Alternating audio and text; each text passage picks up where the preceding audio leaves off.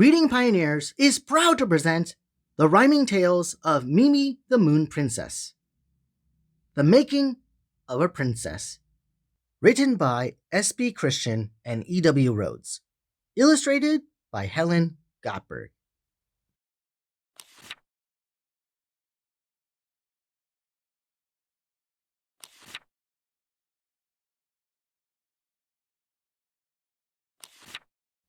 A door swings open, and Mimi steps out, gazing at the morning moon. A fawn enters the meadow from a nearby wood. Oh, the beauty of early June! With caution, they look at each other. Then all doubt disappears. It is the warmth and kindness in their eyes that wipe away their fears. Mimi is but 10 years old, and she has never seen a deer. She whispers with an outstretched hand, "Won't you please come here?" The little buck steps forward. He never says a word. Yet Mimi seems to understand, almost as if she heard. In her mind, the words, "I am Chandra," it means God of the moon. I have been left in this world all alone. My parents left me far too soon. I have never been away from the big woods, not until today. I've never seen one like you, but I guess that is okay. One like me? One like me? Mimi laughs. Let's have some fun. They chase each other through the meadow. They run and run and run. They hide in the barn, swim in the pond, and sit by a maple tree. Time seems to slip right by. Then it is time for Chandra to leave. He walks across the meadow and into the nearby woods. He says goodbye without any words. He would have spoken if he could. It really does not matter, though. Words often get in the way. It's actions that speak loudly. They explain what words cannot say. Come back tomorrow, please, Chandra, Mimi calls. I'll wait by the maple tree. She watches her friend's tail bounce through the woods until she can no longer see. Mimi goes to bed that night, and she dreams of a journey in the sky, where Chandra and she walk together, where beauty touches more than the eye. Mimi awakens with the morning sun and skips to the maple tree. She thinks of Chandra and her mystical dream and waits patiently. A rooster crows from a distant farm. The dew glistens on the ground. A butterfly floats high above without making a single sound. There is a rustling in the nearby woods and a whisper of small hoofbeats. Chandra trots across the meadow to where he and Mimi meet. The young buck brings a forest flower. Mimi grasps it and she beams. Thank you, Chandra. Please walk with me. I'll take you to my dream. When I closed my eyes at bedtime, you magically appeared. The night was filled with darkness, although the moon was shining clear. The moon's glimmer paved a narrow path that led high into the sky. Where, oh where did it lead to? There was wonder in my eyes. You raised your head, whisked your tail, and began to lead the way. And though you never said a word, I clearly heard you say, "Follow me, this way, please. There's something you must see." We then walked along the narrow path, lined with lilac trees. Before long, your pace quickened, and again without words, you said, "We must move with haste, Mimi, before the path fades as we tread." I tried to keep up with you, but you slipped away from sight. You returned with the rising sun and said, "We must come back another night." And then I awoke, Chandra. I awoke from my dream. I didn't quite understand what it was supposed to mean. Oh, please tell me, Chandra, where does the path lead in the sky? Why did you run away so fast? Do please tell me why. I've never reached the end of the path, Chandra said without any words. But there's magic when you reach the end. At least that's what I've heard. And it is the light that glows from the moon that makes the path shine so clear. However, when sunlight brightens the world, I'm told the path will disappear. That is why I ran so fast when the sun began to rise. The moonlit path began to fade. I couldn't see it with my eyes. Maybe try again to reach past end? Mimi asks with great delight. I want to see the magic. Can we try again tonight? Nighttime soon approaches, and Mimi snuggles in her bed. She slips into her dream world, thinking of all that Chandra said. Rather mystically, Chandra appears in Mimi's dream. Together, they look to the sky and follow the moonbeams.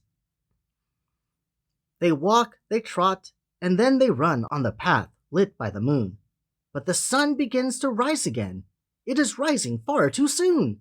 The moonlit path begins to fade. It is time to turn around. What lies at the end of the path? Will it ever be found? Seasons change. Autumn comes, and Chandra is almost full grown. He still meets Mimi every day, but one day she is left alone. She sits beneath the maple tree, yet her friend does not appear. Where, oh where can Chandra be? Mimi cries with a bit of fear. She darts into the big woods. Her heart is beating fast.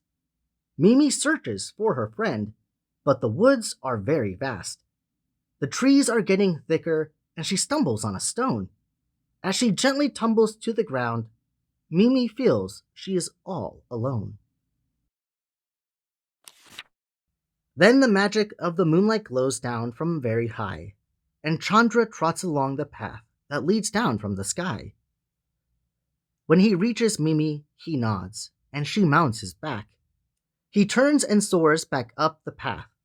Mimi clings to his antler rack. They race along the moonlit path as fast as ever could be. Then lightning flares from the moon, quite a sight most would agree. Chandra screeches to a stop. He looks upward and finally knows. The end of the path is the moon. His antlers begin to grow. The moon then whispers knowingly, Chandra, you've been given powers. Your wisdom and your strength shine during nighttime hours. Your parents granted you magic. It rests within your name. God of the moon is who you are. That is what your name proclaims. You will guide the world with the power of endless possibility. You will show each and every child you meet how dreams become reality. We must find a moon princess, however, to help you along the way, who speaks the language of the children and understands what they say. She will be the princess of the moon, filled with beauty and with grace. She will guide the children of the world to a most enchanting place. She will reign as princess at nighttime, but she will be a child throughout the day. Then the moon shines down on Mimi, and Chandra looks her way. Again, lightning flashes through the sky, and Luna takes the utmost care, weaving single braids so delicately through Mimi's beautiful black hair. Mimi rises upon Chandra's back, with hands reaching to the sky. She then looks up at the shining moon and asks, Princess, me? Oh, why? Because you are wise beyond your years, the moon knowingly replies. And you know everything that Chandra thinks, and that cannot be denied. Of course, being a princess is not easy. One must be thoughtful and have skills to teach the children that by reaching out, their dreams can be fulfilled, and to bring the children together from places wide and far, so they see the importance of differences, no matter where they are. Yes, I understand. Mimi nods to the moon shining from so high. But how will I reach the children? And will Chandra be by my side? Chandra is the god of the moon, and if you accept this role, the two of you together will make the world more whole. You will reach each child one by one when they go to bed at night, and you will bring them on a journey on the path of my moonlight. You will bring them to a dreamscape that will lie upon the path, a land for all the children of the world, where there is no need for any wrath. I'll become the princess, Mimi says, climbing upon Chandra's back. The young buck rears up on 2 feet, and Mimi clings to his antler rack.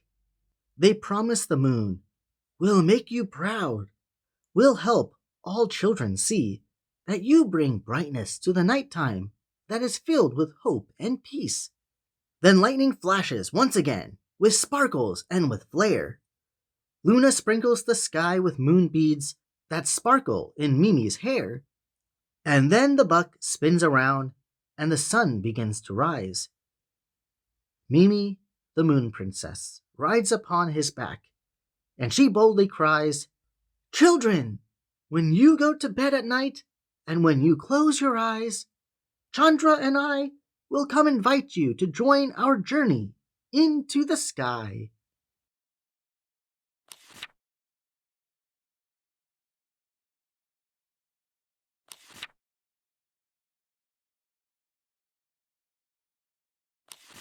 Thank you, Pioneers, for reading with us today to the book The Making of a Princess by S.B. Christian and E.W. Rhodes. I thoroughly enjoyed the rhymes of this elegant story as Mimi and Chandra's story is told. This transformative narrative was impossible to not reread.